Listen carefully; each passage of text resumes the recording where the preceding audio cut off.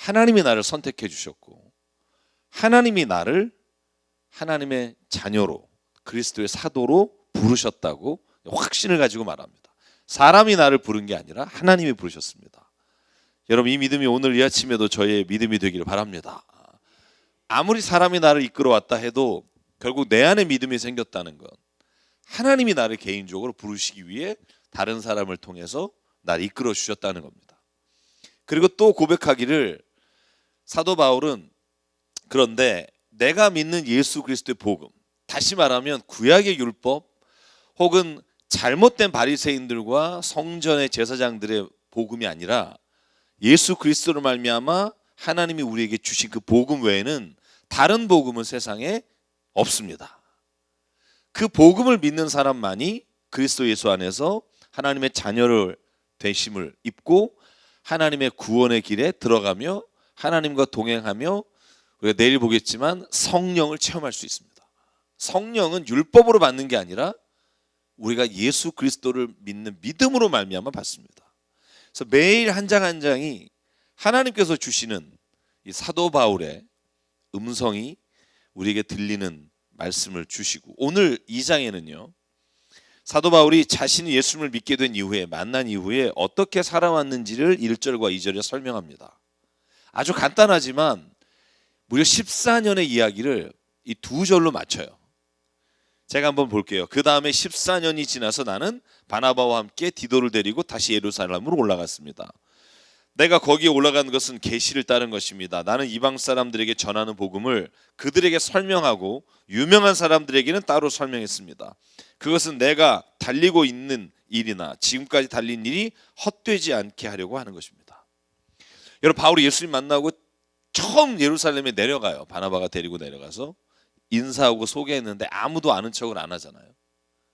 여러분, 그때 바울이 아라비아로 3년을 가 있었다고 성경에 나오지 않지만 기독교 역사에 보면 바울이 3년을 홀로 아라비아 광야에서 하나님과 함께 있었다고 말하고 있어요.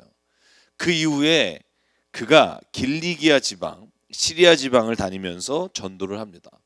길리기아 지방이 어디냐 하면 제가 지도를 보여드리면 소아시아예요. 지금 터키죠. 그곳에 복음을 전하면서 14년의 시간이 지난 후에 오늘 갈라디아 교인들에게 편지를 쓰는 거예요. 사도 바울은 그의 인생에서 예수님을 만나고 그의 삶이 완전히 변해서 예수님을 믿는 사람을 잡으러 다녔던 삶이 예수님을 전하는 삶으로 변해서 내가 14년을 살아왔고 지금 내가 여러분에게 쓰는 이 복음, 이 말씀은 내가 혼자 그냥 하는 말이 아니라 하나님이 14년 동안 나에게 주신 말씀을 여러분에게 전하는 거라는 걸 이렇게 딱 설명을 하고 3절에 뭐라고 말하냐 하면 그가 하고 싶은 말이에요. 포문을 여는 말이 뭐냐면 할례에 관한 말이에요. 할례. 여러분, 갈라디아 2장 3절에 이렇게 되어 있습니다. 나와 함께 있는 디도는 그리스 사람이지만 할례를 강요받지 않았습니다. 여러분, 어제 말씀을 기억해 보실래요? 어제 다른 복음이 뭐라 그랬죠? 율법의 행위로 말미암아 구원받는다는 복음이에요. 이게 바울을 대적하는 사람들이 항상 사도 바울을 향해서 비난했던 말이에요. 오늘 그래서 작심하고 설명합니다. 물론 4장에 넘어가도 설명하는 부분이 있지만 그 설명하는 게 뭐냐 하면 할례를 받는 거, 그렇게 목숨 걸고 유대인들은 이방인들이 예수님 믿으면 할례 받아야 된다고 말하는데 그게 뭐가 중요합니까? 라고 묻는 거예요. 디도는 나와 함께 있는 아들과 같은, 여러분 디도가 나중에는 크레테 섬이라고 하는 곳에서 선교를 하고 거기서 목회를 해요. 사도 바울에게는 두 명의 아주 아들 같은, 그래서 내가 너를 사랑하는 아들이라고 불렀던 제자가 있어요. 하나는 디도고 하나는 디모데예요. 근데 디도는 할례를 내가 강요하지 않았다는 거예요. 왜냐하면 그 두 엄마 아빠가 모두 그리스 사람이기 때문에 그래요. 원래 이방인이에요, 디도는. 그래서 크레타 섬이라는 게 지중해 있는 섬이잖아요. 우리 성경에 그레데라고 되어 있지만 지금은 크레타 섬입니다. 그래서 크레타 섬에서 목회를 할 수 있었던 거죠. 여러분, 그런데 재밌는 건 뭐냐 하면 바울이요 디모데에게는 할례를 시켜요. 여러분, 사도행전 16장 3절을 보시면 바울은 디모데가 자기와 함께 가기를 바랬다. 그래서 바울은 그 지방에 사는 유대 사람들을 생각해서 디모데를 데려다가 할례를 행했다. 그것은 디모데의 아버지가 그리스 사람이라는 것을 그들이 모두 알고 있었기 때문이다. 여러분 재밌어요. 아버지는 그리스 사람이에요. 디모데도. 근데 디모데는 할례를 시켜요. 왜냐하면 유대인들에게 복음을 전해야 되니까. 디도는 이방인에게 복음을 전하는 크레테 섬에 있으니까 할례를 하지 않았지만 디모데는 유대인들을 목회하는 자리에 있었기 때문에 디모데에게 할례를 시킨다는 거예요. 이게 뭐가 중요해? 우리 영어 표현에 doesn't matter. 이게 뭐가 중요하냐는 거예요. 유대인에게 복음을 전하기 위해서 디모데에게는 할례를 시켰으나 디도에게는 이방인을 전하기 위해 할례가 필요 없다고 바울 스스로가 그렇게 가르쳤다는 거예요. 여러분, 디도는 아버지 어머니가 모두가 헬라인이지만 디모데는요 아버지만 헬라인이고요 엄마는 유니게라고 해서 유대인이에요. 할머니 이름까지 나오죠. 여러분 디모데후서 1장 5절에 나는 그대 속에 있는, 이게 그대가 디모데예요. 거짓 없는 믿음을 기억합니다. 그 믿음은 먼저 그대 외할머니 로이스와 어머니 유니게 속에 깃들여 있었는데 그것이 그대 속에도 깃들여 있음을 나는 확신합니다. 디모데는요 엄마가 유대인이에요. 여러분 혹시 할라카라는 거 들어보셨나요? 할라카? 유대인의 법전이에요. 이 할라카라는 의미가 뭐냐면 사람이 걸어갈 길이에요. 이게 사람의 도라는 뜻인데 이 할라카가 말하자면 우리나라 법전 같은 거예요. 그래서 여기에 뭐라고 돼 있냐면요 엄마 아빠가 유대인이면 그 자신은 유대인이고 아빠 부계를 따라가요. 근데 재밌습니다. 아빠 엄마 중에 아빠가 유대인이고 엄마가 이방인이면 헬라 사람이든 어떤 나라 사람이면 자식은 유대인이 아니에요. 그런데 오늘 어머니 유니게가 아들 디모데를 낳잖아요. 그러면 이 할라카 법에 의하면 어머니가 유대인이면 그 자식은 유대인이에요. 1977년도 유명한 법정에서 아버지가 유대인인데 어머니가 헬라인인데 자식을 유대인으로 인정해달라는 법원의 판결이 있었고 그 이후에 이 법이 확정이 돼서 지금도 그래요. 어머니의 모계를 따라가요. 엄마 아빠가 같이 유대인이면 부계를 따라가지만 어머니에게 중요하다는 거죠. 그러니까 디모데가 복음을 유대인에게 전하기 위해서는 할례를 시켰다는 거예요. 여러분 이게 한마디로 무슨 말이냐 하면 바울에게는 할례는 그리스도인이 되는 것에는 아무런 문제가 되지 않는다는 거예요. 오히려 디모데가 할례를 받은 경우는 유대인으로 살아가기 위해 그 할례가 필요하다면 할례는 아무런 그리스도인이 되느냐 안 되느냐의 기준이 되지 않는다는 거예요.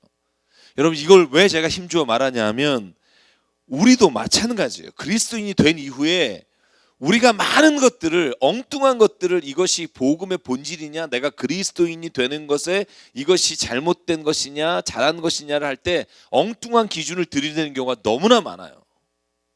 본질은 예수 그리스도로 말미암아 믿음의 구원을 받는 것인데 그 외에 너무 많은 것들이 우리의 신앙을 가로막는다는 거예요. 여러분 그게 오늘 사도 바울이 하고 싶은 말이에요. 그래서 갈라디아 2장 7절과 8절에 뭐라고 말하냐 하면 나를 하나님이 부르신 건 이방인을 위해서 부르셨고 오늘 7절에 이렇게 돼 있죠. 베드로가 할례 받은 사람에게 복음을 전하기 위해 부르심을 받은 것처럼 나는 할례 받지 않은 사람에게 복음을 전하는 일을 맡은 것이다 라고 하나님에 대한 소명으로 받아들여요. 그리고 8절 그들은 베드로에게는 할례 받는 사람에게 복음을 전하게 하시고 사도직을 주신 분이 나에게는 할례 받지 않은 사람에게 복음을 전하려고 사도직을 주셨습니다. 그럼 사람 여러분 저는요 오늘 본문의 말씀을 보면서 우리의 신앙에 있어서 우리가 교회 안에서 생활하는 데 있어서 너무나 비본질적인 걸 가지고 싸우는 경우가 많아요. 얘네들 구역 예배할 때 헌금을 드려야 되냐 안 드려야 되냐 여선교회 남선교회 회비를 해야 되냐 안 해야 되냐 여러분 이런 건요 복음하고 아무 상관이 없어요. 우리가 누구를 어떻게 뽑느냐 이건 복음이 아니라 그 어떤 조직을 이끌어가는 데서 필요한 거지 이게 하나님의 말씀과 하나님의 뜻을 전하기 위해 필요한 것이 아니라는 거예요.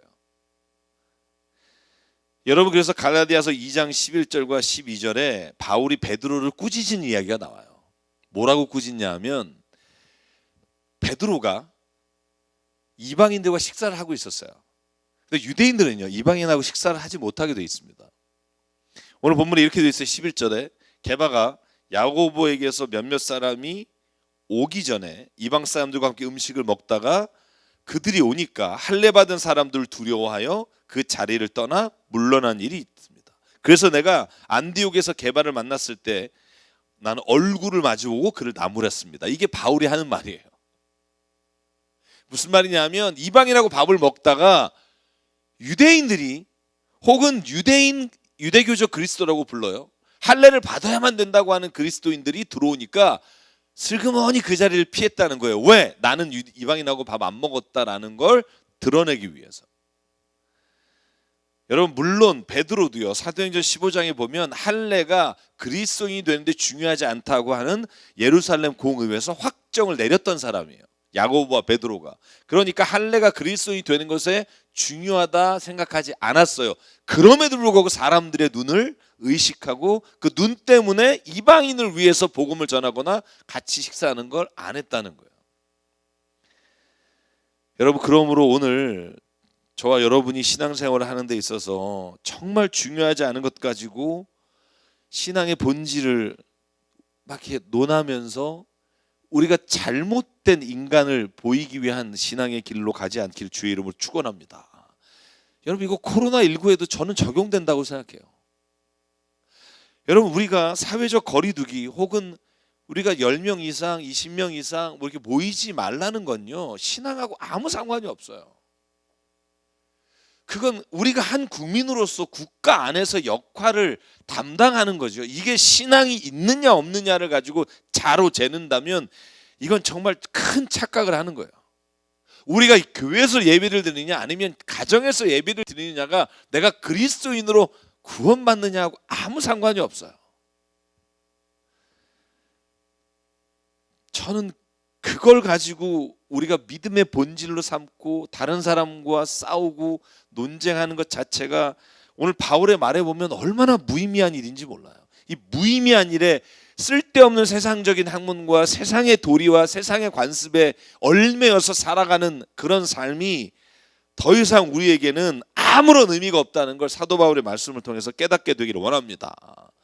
오늘 그리고 나서 사도 바울이 말하는 게 뭔지 아세요? 할례를 받는 것 아무 문제가 아니다. 그리고 나서 오늘 마지막으로 얘기하는 게 그러므로 이런 율법의 행위로는 어느 누구도 의롭다 하심을 입을 수가 없고 오직 예수 그리스도를 믿는 믿음으로 말미암아 의롭다 하심을 입는 것이니라. 아멘. 여러분 갈라디아서 2장 16절 이 절을 한번 같이 읽고 싶어요. 이게 사도 바울이 말한 갈라디아 2장의 16절과 20절이 가장 핵심 구절로 보는데 16절이 저희가 한번 같이 읽고 말씀을 나누겠습니다. 시작. 그러나 사람이 율법을 행하는 행위로 의롭게 되는 것이 아니라 예수 그리스도를 믿는 믿음으로 의롭게 되는 것임을 알고 우리도 그리스도 예수를 믿은 것입니다. 그것은 우리가 율법을 행하는 행위로가 아니라 그리스도를 믿는 믿음으로 의롭다고 하심을 받고자 했던 것입니다. 율법에 행하는 행위로는 아무도 의롭게 될 수 없기 때문입니다. 아멘. 여러분 우리가 어떻게 의롭게 됩니까? 이 말을 바꿔 말하면 어떻게 구원받습니까? 이 질문이에요. 율법의 행위로는 안 됩니다. 예수 그리스도를 믿는 믿음으로 의롭게 됩니다. 제가 오늘 꼭 말씀드리고 싶은 거, 그리고 절대 오늘 이후로는 잊어버리지 마십시오. 이걸 어떻게 구분하는 거예요. 많은 사람들이 이걸 오해하고 착각해요. 그래 어떻게 오해하냐면 그러니까 행위가 중요한 게 아니라 믿음이 중요하다. 맞는 말이에요. 그런데 오해가 여지가 있어요. 율법은 행하는데 우리는 행하는 건 별로 중요하지 않고 믿음이 중요하다라고 얘기하지만 저는요 원래 이 말의 의도는 거기에 있지 않아요. 그래서 제가 번역할 때 이렇게 번역하면 어떨까 하는 생각을 해요. 율법의 행위로는 구원받을 수 없으나 믿음의 행위로는 구원받습니다. 그러니까 믿음의 행위라는 게 뭐냐면 제가 지금 설명을 하겠습니다. 믿음에는 행위가 필요 없다는 말이 아니에요. 믿음도 삶이죠. 더 중요한 건 뭐냐면 믿음으로 말미암아 행해야지 율법적인 생각을 가지고 행하면 그건 의롭게 되지 못한다는 거예요. 여러분 이렇게 추상적으로 얘기하고 끝나면 뭔 말인지 몰라요. 제가 질문할게요. 여러분에게 질문하겠습니다. 질문하기 전에 제가 하나만 더 그러면 예수님 말씀을 얘기하고 질문할게요. 예수님이요 믿음으로 말미암아 구원 얻는다 바울이 말하거나 사도들이 말할 때 그 믿음이 단순하게 그냥 내가 의지하고 믿는다라는 말이 아니라는 걸 마태복음 7장 20절과 21절에 보면 예수께서 하신 말씀이 이렇게 말해요. 그러므로 너희는 그 열매를 보고 그 사람을 알아야 한다. 나더러 주님 주님 하는 사람이라고 해서 다 하늘나라에 들어가는 것이 아니라 하늘에 계신 내 아버지의 뜻을 뭐하는 사람? 행하는 사람이 들어간다. 그러니까 여기에 행함과 그럼 율법의 행함이 뭐가 다르냐는 걸 알아야 될 거 아니에요. 믿음으로 행하는 것과 율법으로 행하는 것이 뭐를 기준으로 하는 건가? 여러분 야고보 사도가 한 말도 2장 16절에 똑같은 말이에요. 야고보서 2장 16절. 왜 찬송가가 나오죠? 네. 같이 한번 읽을게요. 시작.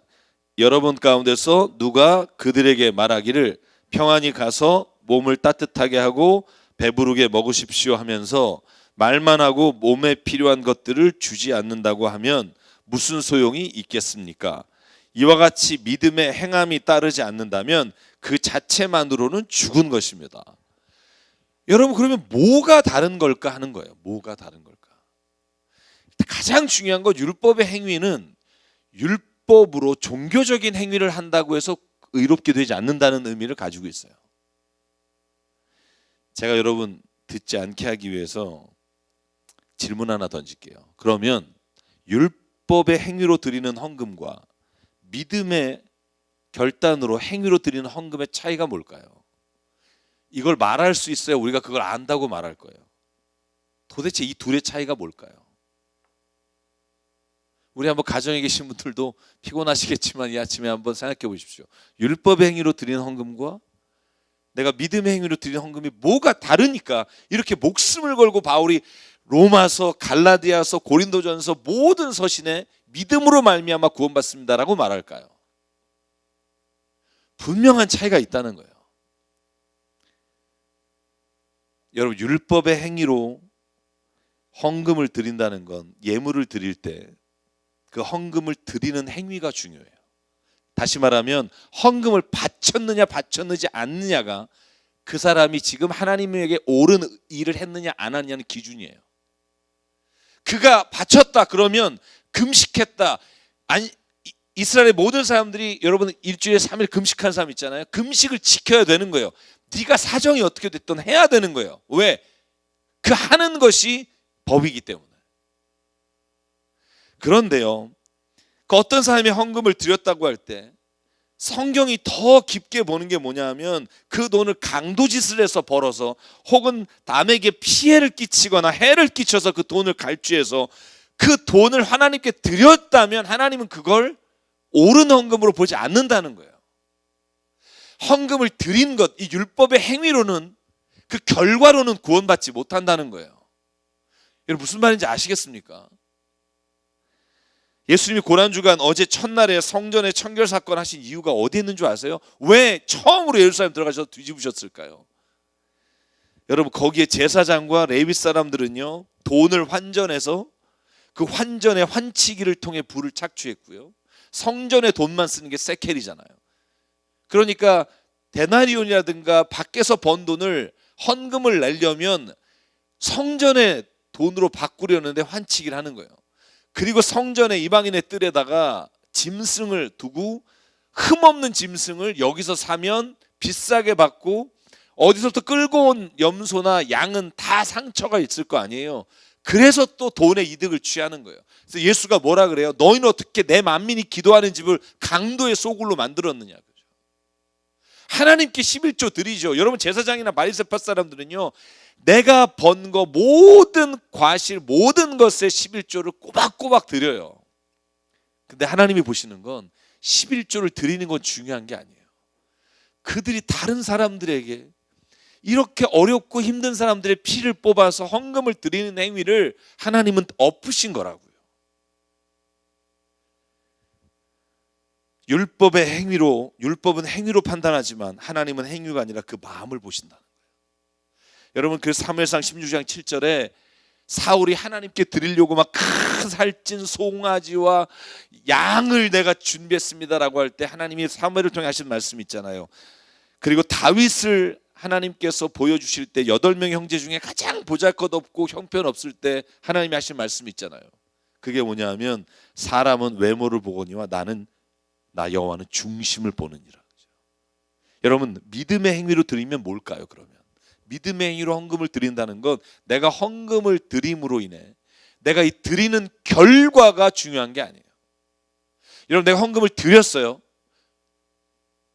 그런데 헌금을 드리면서 마음으로는 이게 뭐 불편하고 막 불평하고, 이건 아무리 헌금을 드렸다고 해도 그건 본질적으로 하나님께 드린 게 아니에요. 사람의 눈치를 보고 드렸거나 아니면 법에 얽매서 드린 거죠. 믿음으로 헌금을 드리는 행위는 내 삶의 모든 것이 하나님의 것을 내가 믿습니다. 이걸 주님 것이오니 주님의 가장 선한 일을 위해 쓰시오 원합니다. 원래 제 것이 아니었습니다. 믿음으로 하나님께 드리니까, 내가 이 헌금을 드릴 테니까 내가 뭐 몇 년 뒤에는, 한 달 뒤에는 내가 복을 받을 거다, 3배로 복을 주실 거다. 여러분, 이건요 복음을 팔아먹는 거예요. 그 결과로 인해서 드리는 게 아니라 감사함으로 드리고, 하나님은 우리를 자녀로 삼으셨기 때문에 자녀를 위해 하나님은 행하시는 일을 하시는 거예요. 만약에 이게 바뀐다면 우리가 하는 행위는요 세상에서 하는 행위와 다를 게 없다고요. 한 가지만 더 물을게요. 교회 나온 사람이 구원받습니까? 교회 열심히 출석하는 사람, 결과로 매일 오는 사람이 구원받습니까? 예수 그리스도를 믿는 사람이 구원받습니까? 예수 그리스도를 믿는 사람이 구원받는다. 왜 그럴까요? 교회를 출석하는 것 자체는 우리가 하나님 안에서 내가 믿음으로 하는 행위가 아니어도 가능하기 때문에 그래요. 예수 그리스도를 믿는 사람은 그러면 교회 안 와도 되느냐라는 말이 아니라는 거예요. 내가 예수 그리스도로 말미암아 하는 구원의 기쁨과 감격이 우리 안에서 하나님께 고백되는 게 내가 너무나 은혜이기 때문에 교회에 나오는 거예요. 똑같이 나오는 것이나 이유가 달라요. 내가 이걸 행함으로 인해 하나님이 나를 어떻게 해주신다가 아니라 이미 받은 은혜가, 이미 그 믿음이 나로 하여금 내가 예배 자리에 오게 하시는 거예요. 여러분, 이 두 가지가 섞여서 우리는 오늘날 교회에서는요 돈 놓고 돈 먹는 얘기하는 분이 얼마나 많은지 몰라요. 바쳐봐라, 뭐 해줘봐라, 하나님이 어떻게 하시냐. 물론 구약 성경에 그런 말씀이 없는 건 아닙니다만 그게 본질이라면 우리는 율법의 행위로 구원받으려고 애쓰는 거예요. 하나님은 여러분이 어디에 있든지 여러분의 삶이 얼마나 힘들든지 그것과 상관없이 여러분의 믿음을 보시는 분인 줄 믿습니다. 여러분, 그래서 제가 칸트 이야기를 드린 적이 있어요. 칸트가 한 말을 제가 다시 한번 드릴게요. 선한 행위란 없습니다. 이 세상엔 오직 선한 의지만 있을 뿐입니다. 여러분, 이게 뭔 소리일까요? 똑같이 어려운 데 가서 구제를 해요. 예를 들면 고아원에 가서, 보육원에 가서 어려운 아이들 도와요. 그런데 어떤 정치인은 요번에 선거철만 되면 가서 그걸 해요. 왜? 두 사람이 다 선한 행위를 하지만 하나님 보시기엔 한 사람은 율법적 행위고 한 사람은 믿음의 행위예요. 다 보육원 가서 봉사하는데 그 차이가 뭐냐 하면, 여러분, 정치인이 자기가 그걸 하고 싶거나 그게 의롭고 선한 하나님의 말씀이라고 행하는 게 아니라 이걸 함으로 인해 사람에게 잘 보여서 표를 얻어서 국회의원이 되기를 위해서 한다면 그건 선한 행위가 아니라는 거예요. 의지가 선하지 않으면 결과는 선한 게 아니라는 거예요. 여러분, 그러면서 마이클 샌들이 그의 책에 예를 든 게 있어요. 어떤 사람이 빵을 사러 빵집에 가요. 빵집에 가서 4,500원어치를 샀어요. 그리고 5,000원을 냈어요. 근데 거실용돈을 받고 오는데 보니까 5,500원을 거실로 준 거예요. 10,000원 낸 줄 알고. 여러분, 우리가 보통 아싸 뭐 이럴 텐데, 여러분, 칸트가 이런 말을 해요. 5,500원 받고 집에 돌아왔어요. 와, 오늘 내가 돈 벌었다라고 생각하다가 갑자기 이런 생각이 나는 거예요. 빵 주인이 저녁에 정산을 하다가 내가 거스름돈을 더 준 거를 알게 되면 내가 내일 그 빵집에 가서 빵을 살 텐데 망신을 당하겠지. 어떡하지? 밤새 고민하다가 그 다음날 아침에 어제 5,000원 더 주셨어요 라고 여러분 5,000원을 갖다 준다면 칸트는 그건 선한 행위라고 보지 않아요. 왜냐하면 그건 이 일이 하나님이 주신 선한 일이라 행한 것이 아니라 내가 망신당하지 않기 위해서 한 행위이기 때문에, 이 마음의 중심에 하나님의 선하심과 하나님의 뜻을 따라 행하는 것이 아니라 내가 어떤 나를 돋보이기 위해 내 육신의 정욕과 내 욕심을 채우기 위해 어떤 선한 행동을 하는 것은 선하게 보지 않아요. 여러분, 우리가 그렇게 할 때가 얼마나 많아요. 그것을 막 부추길 때가 얼마나 많아요. 사람 사이에서 경쟁시켜서 신앙에 열심을 내게 하는 거, 이단이 그렇잖아요. 그런데 교회도 그런 거예요. 저는요, 확실하게 개척하고 지금까지 믿는 게 있어요. 하나님 안에서 진심으로 내가 믿음으로 하나님께 헌금을 드리고 믿음으로 하나님의 뜻을 따라서 사는 것이 진짜 신앙의 본질입니다라고 말할 때, 하나님은 결코 그 교회와 하나님의 믿는 자녀들을 하나님께서 결코 그냥 두시지 않고 궁핍한 가운데 주시지 않는다는 것을 믿습니다. 저는요, 요번에 코로나19로 교회마다 너무나 어려운 상황에 우리도 결단했어요. 힘들 거다. 근데 정말 제가 죄송하지만 말씀드릴 건, 저희 교회는요, 단 한 분도 저희가 헌금이 줄질 않았어요. 오히려 저희가 어려운 교회를 도울 수 있을 만큼 더 헌금해 주셔서 제가 그 교회를 찾고 있어요. 저희도 놀래고 있어요. 반으로 줄었다는 데도 있고요. 사람이 보나 안 보나, 누가 있으나 없으나 내가 그 자리에서 주님의 뜻을, 주님의 마음을 가지고 살아가는 거, 율법의 행위가 목적이 아니라 그것을 나에게 이루신 하나님이 내 안에 가장 소중하신 분으로 이 믿음으로 사는 거, 여러분, 이게 우리에게 주시는, 바울이 말하는 율법의 행위가 아닌 믿음으로 사는 자에게 주시는 구원의 능력인 줄 믿습니다. 여러분, 그런 의미에서 예수님은요, 과부가 드린 헌금을 가장 많이 드렸다고 칭찬한 게 오늘 예루살렘 성전에 들어가셔서 둘째 날 행하신 일 중에 하나예요. 성전에서 헌금 바구니를 보시면서, 헌금함을 보시면서 예수께서 말해요.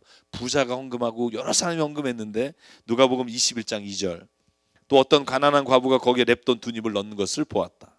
그래서 예수께서 말씀하셨다. 내가 진정으로 너에게 말한다. 이 가난한 과부가 누구보다 더 많이 넣었다. 이 많이 넣었다는 건 액수가 아니라 그가 믿음으로, 이것 하나님의 겁니다. 그 마음으로 드린 걸 예수님은 제일 많이 드렸다라고 되어 있어요. 근데 2랩돈, 지금 가치로 하면 700원 정도밖에 안 돼요. 가장 적은 단위가 랩돈이에요. 그걸 드린 거예요. 그걸 하나님, 예수께서 제일 많이 드렸다. 왜? 예수님이 보는 것, 그 마음이기 때문에. 사랑하는 여러분, 저와 여러분이 우리가 주님을 믿고 그리스도인으로 살아갈 때 사람의 눈치나 내가 이걸 안 하면 나를 어떻게 볼까가 아니라, 오직 주님이 내 안에 이 주신 기쁨과 구원과 은혜와 새 생명과 죽을 수밖에 없는 죄인을 구원하신 그 감격이 우리가 오늘 모든 일을 행하는 데 있어서 가장 중요한 은혜의 고백이 되기를 주의 이름으로 축원합니다. 그래서 갈라디아 2장 20절이 결론이에요. 이것 읽고 오늘 마치려고 합니다. 사도 바울은 그래서 이렇게 고백합니다. 같이 고백하겠습니다. 20절 21절 시작. 나는 그리스도와 함께 십자가에 못 박혔습니다. 이제 살고 있는 것은 내가 아닙니다. 그리스도께서 내 안에 살고 계십니다. 내가 지금 육신 안에서 살고 있는 삶은 나를 사랑하셔서 나를 위하여 자기 몸을 내어주신 하나님의 아들을 믿는 믿음 안에서 살아가는 것입니다. 나는 하나님의 은혜를 헛되게 하지 않습니다. 의롭다고 하여 주시는 것이 율법으로 되는 것이라면 그리스도께서는 헛되이 죽으신 것이 됩니다. 아멘. 사랑하는 여러분, 그래서 사도 바울이 말하죠. 늘, 어제도 나왔지만, 내가 사람을 기쁘게 할 거냐, 하나님을 기쁘게 할 거냐. 내가 사람을 바라보고 할 거냐, 하나님을 보고 할 거냐. 나는 하나님을 바라보고 오늘 매일의 삶을 살아갈 겁니다.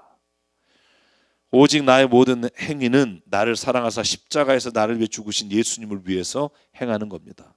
사람이 아닙니다. 다른 사람에 대해서 미워하는 마음도 그렇게 되면 사라지고, 정죄하는 마음도 사라지고, 비교해서 스스로를 힘들게 하는 신앙에서 우리가 이겨낼 수가 있습니다.